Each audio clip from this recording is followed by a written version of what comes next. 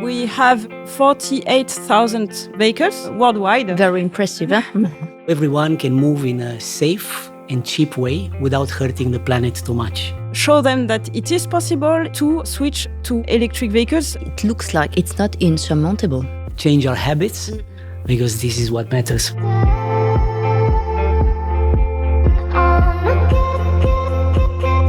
Hello everyone and welcome back to Change Drivers.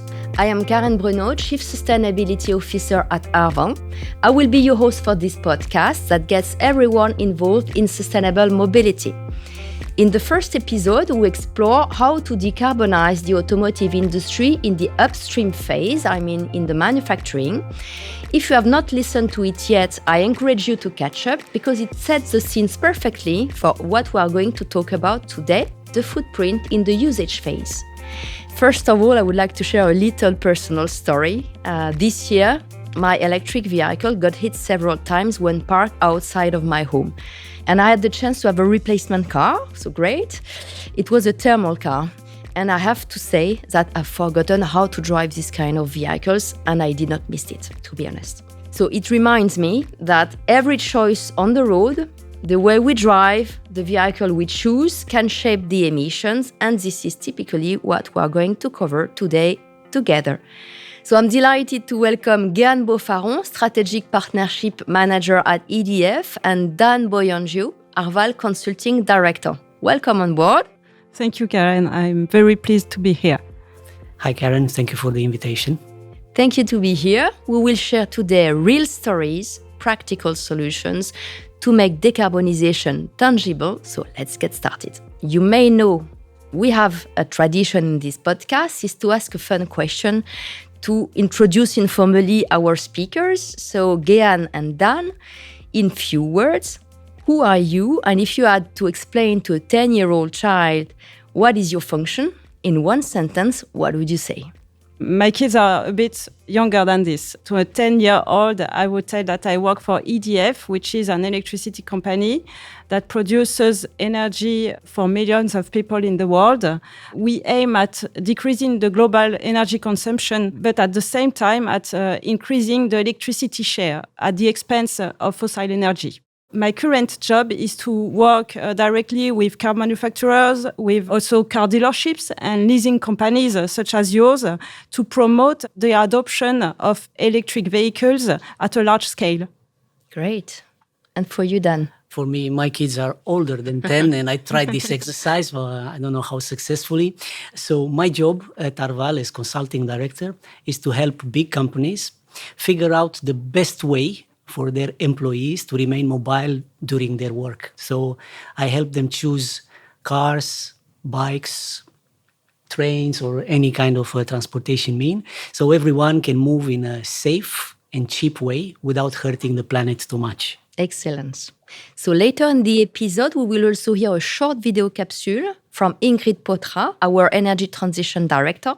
She will try to unpack the misconception and the myths around electric vehicles. First of all, I thought it was a good idea to start with a quick pit stop to make sure that we are all on the same page on the key notions. So let's start with something everyone can see in the street. There are petrol vehicles. There are some vehicles combining petrol and electricity. There are pure electric vehicles. So it matters when we talk about decarbonization. So Dan, using an example in Arval car leasing activity, can you explain in simple words what difference it makes in terms of emissions? It makes a big difference. And it used to be much simpler. Now with so many energies, it's a little bit more complicated. But to illustrate that, let's say the typical Arval driver, right? And to make it fun, we will give it a name. Let's take the example of John, who's working for a company, and his job is to go and visit regularly certain clients in a certain area. And to do his job, he's usually driving around 4,000 kilometers per month, realistic. And today, John is driving a 40-year-old petrol car from Arval. And that car, for each kilometer that he drives, emits 140 grams of CO2. You may wonder, is this high? Is this low? But we know it's kind of high. This is why the company John is working for recently implemented something that is closer to the best practice on the market, a cap of 95 grams per kilometer in the company car policy. So that's a good thing because John needs to renew his car. It's coming to an end contractually. And therefore, he studies the company car policy and he finds a PHEV, plug-in hybrid electric vehicle. What is that? It's a car that still has a combustion engine, but also has a smaller battery that can offer some pure electric drive of between 50 and 90 kilometers, let's say. So he gets attracted by this possibility, knowing that he can charge at home, and the clients visiting, they also offer the possibility to charge. So he's thinking, with this car with 70 grams per kilometer, I will reduce by half my emissions, right? So he's a responsible driver, John. Therefore, he goes with that proposal to his fleet manager. But of course, the 70 grams, they are on paper. And as we say to a client, it will definitely depend on John's last name. If John's last name is Zen, he's always calm, he always finds time to charge, probably he will be able to stay close to that theoretical figure. Unfortunately, if his last name is Speed, John Speed would definitely be very late all the time, aggressive in driving, never finding time to charge. So therefore, statistically, our studies say that his real emission may go up to 6 times higher than the theoretical one. So it may be a disaster for the cost and sustainability objective of his employer. Therefore, we looked at alternatives and we found for him, with his situation, John has a possibility to charge at home. We found a nice BEV, so battery electric vehicle, a vehicle that is working exclusively with electricity. And that car fits him perfectly and theoretically will emit 0 tailpipe emissions. So during the usage cycle, John will only have to bother about the CO2 emissions of the electricity he's consuming. So I think in this example, we see clearly how decarbonization depends a lot on the type of energy that you choose for your car, but also on the driving behavior. Yeah, definitely. Thank you, Dan, for this very good illustration. This use phase is where the most of the emissions are happening in reality. And for companies with large fleets, Guehanne, it's a big part of the impact, I guess. So how does EDF manage the emission of its fleets, and why is it so important for you? First, I just would like to add something to what Dan just said. So in the CO2 emission of a given vehicle also depends on the CO2 content of the energy that it uses, the fuel that it uses. In France, we are quite lucky to have some abundant, sovereign and inexpensive electricity compared with most of the EU countries. And we've also quite low CO2 content. It's about 7 times lower than the average European one. Mm-hmm. The way we charge also matters. For example, at EDF, we deployed smart charging on all our sites, and it allows us to decrease the CO2 content and also the price per charge kilowatt hour, because we charge mainly during off-peak hours, which emit less carbon. Regarding our sustainability objectives, to answer your question, decreasing CO2 emissions is really at the core of our values. EDF is the first company to have committed to the EV100 initiative, which aims at switching our entire fleet to electric vehicles by 2030, except for about 10% of it, which is composed of emergency response vehicles following major climatic events. We are not just doing it for the sake of it. Thanks to this commitment, we get a 6.5 billion credit lines, which is based on 3 CSR criteria. And one of them is the electrification rate of our fleet. Currently, we have 48,000 vehicles. So it's quite a large fleet. So I'm speaking worldwide. Very impressive. Yeah. And we have already electrified 42% of it. Our fleet In fact, even though it's quite a large one, it accounts for a small part of our CO2 emissions because our main activity is to produce electricity. But it's still a very important matter for us because we want to set an example for our clients to show them that it is possible, it is economically feasible and effective to switch to electric vehicles because we do it at a lower or equal cost compared with a thermal fleet on the overall lifetime of the project. So until 2030. We calculated that we divide our carbon emission by 3 to 5, depending on the case. So by tens of thousands of tons of CO2 equivalents. Excellent. Congratulations for all these results already and the journey you went through. Thank you very much, Guehanne.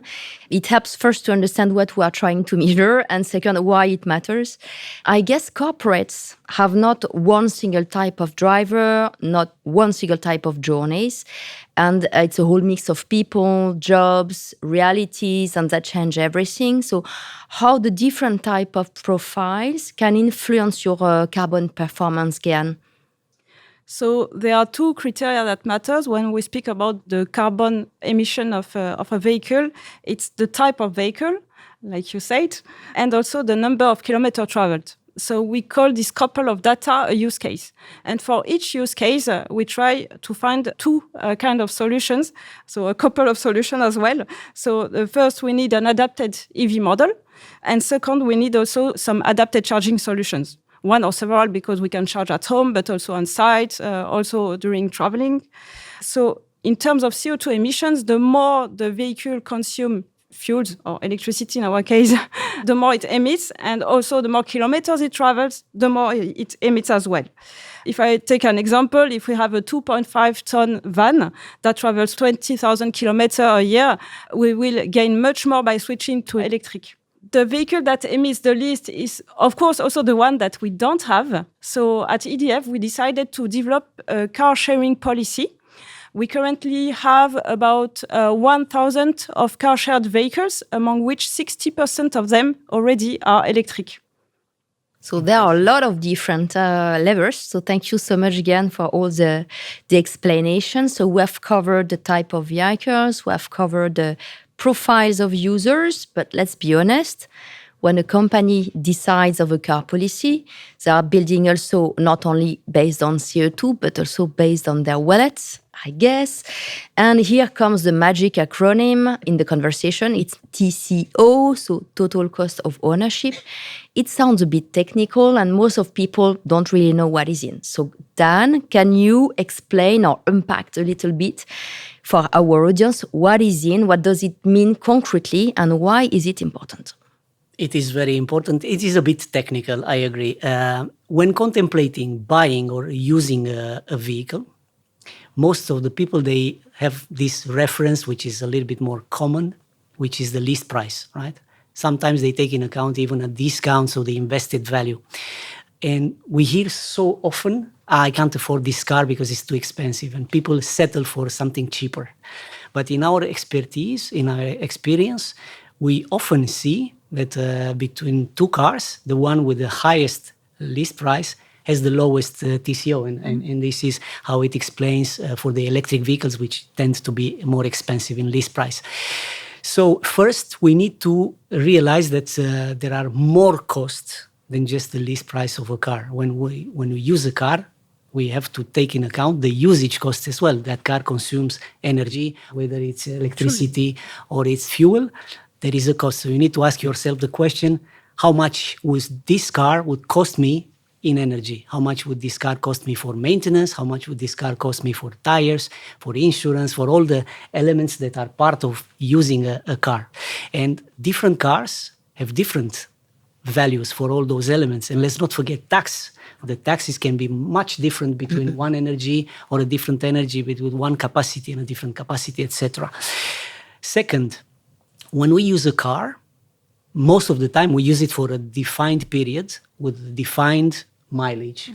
So why on earth we would take into account the full price? Because after that usage period, what we do is we sell that car on a used car market for a price that we call residual value.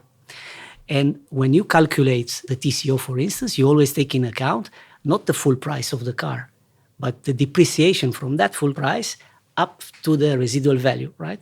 And you only take that in account. It's extremely important to realize that different cars may have different degrees of depreciation, depending on many factors, brand, energy type, optionals, etc., even geographies. And this is exactly what the leasing companies and large institutions, they do. And this is why TCO is so important in the decarbonization process. Thank you so much for all these explanations, Dan. We've talked about emissions, about usage, about costs. Now it's time to have a look at the levers to decarbonize. And we will listen to the audio capsule. Ingrid Pautrat, our Energy Transition Director, is trying to unpack the myths and misconceptions around electric vehicles. And I will be curious to hear about your thoughts afterwards. Hi, my name is Ingrid Pautrat and I'm the Energy Transition Director at Global Arval. And I'm going to debunk some common barriers in regard to electric vehicles. The first argument I heard a lot from clients is price. Price is indeed one of the biggest barriers. If you look at the purchase price, yes, it's more expensive. But finally, electric cars are cheaper to use as combustion cars. You have to think TCO, total cost of ownership. Barrier 2 is range and charging. Range and charging can create stress because as a driver, you have to organize yourself differently. You need to plan a little bit more to use, for example, a route planner. You can use what affects consumption, like the temperature or the number of passengers in the car. At home, it's easier, it's straightforward, a smart cable or a wall box. And however, you have to know that this barrier is becoming less and less an issue. Range is really progressing and capacity to fast charge is evolving as well. And finally, barrier 3. Plug-in hybrids are often badly used. You know, they have both a combustion engine and an electric motor. And as a consequence, they are heavier than their ICE fuel equivalents. So if you don't recharge them properly, it doesn't make sense as consuming much more. But with the right education, they can really make a difference. In the end, you know, it's really about changing habits. And once people take the habit, they never go back. So listening to this, it looks like it's not insurmountable to move to electric. So Guehanne, in your organization, what kind of these myths have you faced until now?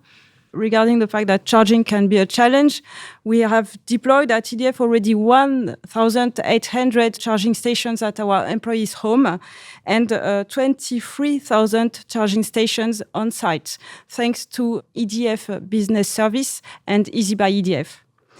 And last thing I would like to share is a small example regarding the fact that there is also a need to review the use case and the solution that we propose to our employees. So, for example, a few years ago, the solar market declined due to a decrease of the subsidies, and we had to ask our commercial staff to travel more. So we had to find some other options, and we came out with long-range electric vehicles, but they were too expensive. So we had to propose something else to fit our business plan, and we came out with the solution of second-hand electric vehicles. Thank you for proposing this one. Yeah. Very happy with that. Thank you. I guess you have also concrete examples to guide the corporates in this journey. And also, let's take into account that most of the vehicles on the road are still combustion engine. So how do you advise the customers around the journey, and how do you take into account this combustion engine to continue and decarbonize even though they do not switch to electric? So as we learned in the first episode, I still remember it, and you said it in the introduction, 85% of combustion engine emissions are happening in the usage phase. So, yeah, as you rightly point out, it's extremely important for as long as we still have combustion engines in our fleet. You probably have less, but many of the companies still have. We need to focus on those as well to decarbonize, right? And I think there are many ways to do it. First, I would say every kilometer that you can avoid driving is already a gain in CO2. So we always encourage companies to put in place alternative mobilities and to promote those alternative mobilities active mobilities if possible, so walking, cycling, taking public transportation, encouraging long-distance travel by train as opposed to... and sharing, as Guehanne suggested. Exactly. But if that is not possible still, because every context is different, there are plenty of areas to look at. So one of the areas that we always look at is right sizing. You need to make sure that the car you're offering as a tool to an employee fits the purpose, but not more, because it can emit unjustified CO2 emissions. So therefore, we look at right sizing from the segment perspective, from the body perspective, but recently we start to look at weight. The weight of a vehicle, especially on ICE vehicle, is extremely important. To give you a figure, for 100 kilograms lower weight in a 5-year cycle, you gain 1 ton of CO2 per car, which is significant. Then other areas you can look for is optimizing routes. I mean, you mentioned several usages that involves specific routes. You can always optimize. We always encourage companies to look at idle time. Idle time being the time when a car is not driving but has the engine going for air conditioning or for heating or for other purposes. And if you can reduce that, you get lower emissions. You can always look at driving behavior, and God knows this is, in my personal view, I think is the most underutilized lever to decarbonize. Today, the technology exists to be able to monitor driving behavior. Arval Mobility Barometer shows that 40% of European companies are equipped with the technology to get the data, but sadly, only 17% of those companies are actually using the data to leverage decarbonization or costs, etc. So this is clearly an important lever. Why? Because 60% of the elements that I earlier described making part of TCO, they are influenced by the driver and its driving behavior. Oh, very interesting, very insightful. And so we see a large span of levers to be leveraged for electric or for combustion engines. We all know that it's not just about tech, it's about people, it's also about habits. Guehanne, within EDF, who exactly is involved in the decision to decarbonize, to move to electric? Many people, of course. First of all, we think of the fleet managers, but also some people in the field. We work as well directly with the group Human Resources and Impact divisions. We put in place a sustainable mobility agreement, which stands that if an employee can avoid to travel and take a meeting remotely, then he has to do so. And if he has no other choice, then he can take a car, which has to be an electric vehicle. It's very complete. Thank you so much, Guehanne. So it looks like there are many different interests within the company, because I've heard about HR, about the fleet management, probably about the finance team as well. So Dan, how can you support this alignment in the corporate organization to make sure everyone targets the same objective? Yeah, we're talking about change management, and we know change is difficult. So every time we engage in a consulting mission with a specific company, we try to first assess. We have a specific methodology that is called Arval Star, but I'm not here to promote Arval Consulting, but that methodology always starts with the ambitioning phase, where we try to assess how we help our customer contribute to his overall strategy. And in that exercise, we use an interesting tool we call People, Profit, Planet Sensitivity Analysis tool. And that involves a questionnaire that we are addressing to different various stakeholders. But it happens that every key stakeholder will answer to that questionnaire that the strategy of the company is somehow related to his perimeter. When you read all this, I mean, the HR will always privilege the people aspect, the CFO will always privilege the cost aspect, etc., etc. Sustainability always is involved. And therefore, we always find ourselves in the situation that we need to call for a larger dialogue, for not a mediation, but a sort of alignment between these key stakeholders.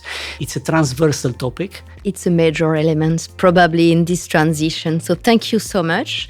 We're coming to an end of this episode. So if I have just to keep in mind some key elements that you mentioned today, first, decarbonization is not only about electrifying, it's also about changing mobility habits, like sharing, like using other mobility means, like changing your behavior when driving. It's also the fact that it's collaborative, so you need an alignment across the different functions and, of course, embarking the people directly impacted by the change. In the next episode, we will focus on road safety, which is a topic which affects everyone and sits also at the heart of our key priorities at Arval. Thank you, everyone, for listening. Thank you, Dan and Guehanne, for your contribution. Our pleasure. Thank you for having us. And by the way, congratulations for the work you've done in EDF. Thank you very much for the invitation. I was very happy to share our experience with you. It was very insightful, definitely. This was Change Drivers, the Arval podcast to get everyone involved in sustainable mobility. If you have enjoyed the podcast, don't hesitate to share and comment it on our platforms and continue the discussion. And let's keep driving the change together.